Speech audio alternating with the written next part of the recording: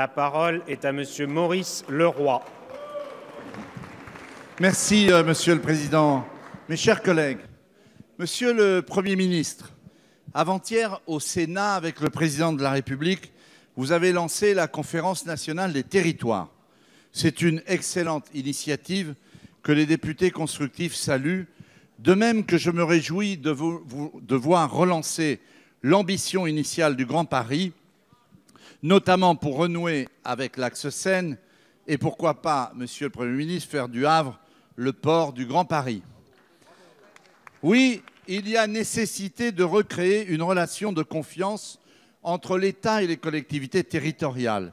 Mais cela passe par des efforts également répartis entre l'État et les collectivités territoriales. L'État dépensier ne peut faire la leçon à des collectivités locales qui, elles, votent leur budget en équilibre et qui, elles, ont déjà supporté 11 milliards d'euros d'économies. Oui, il faut un contrat, Monsieur le Premier ministre, mais pas simplement financier pour trouver de quoi boucler votre budget de l'État. Il faut prendre conscience de la désespérance silencieuse de nos campagnes. Il faut comprendre le sentiment d'abandon qui gagne nos territoires ruraux. Il faut du souffle et de l'ambition pour notre ruralité. Monsieur le Premier ministre, avec les députés constructifs, nous vous proposons de créer une agence nationale de la revitalisation des territoires ruraux, à l'image de ce que Jean-Louis Borloo avait créé pour la rénovation urbaine des quartiers sensibles et s'était salué sur tous les bancs de cet hémicycle. Êtes-vous prêt à créer cette agence pour lutter efficacement contre les déserts médicaux, pour le déploiement du très haut débit et pour revitaliser nos territoires ruraux de la France périphérique?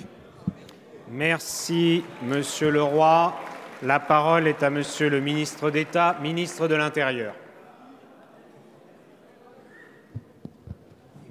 Monsieur le Président, Mesdames et Messieurs les députés, Monsieur le député Leroy, vous avez raison de vous réjouir de la tenue de cette conférence nationale des territoires. En effet, le Président de la République, le Premier ministre, le gouvernement ont choisi la voie du dialogue avec les territoires et je peux vous dire que le ministre de l'Intérieur que je suis s'en réjouit profondément.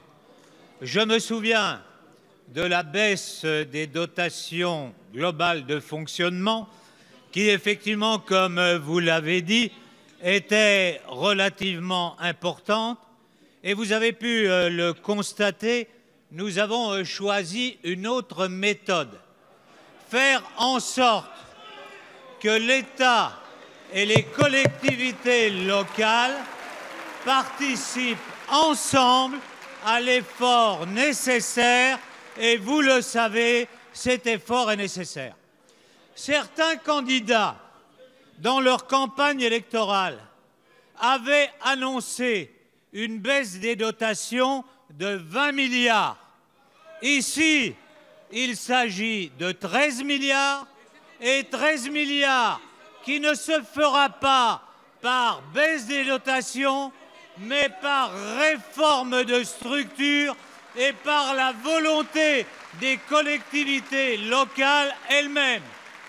Vous suggériez des pistes intéressantes pour reconstruire le Grand Paris. Monsieur le député, nous sommes à votre écoute sur ce sujet. Merci. Merci, Monsieur le ministre.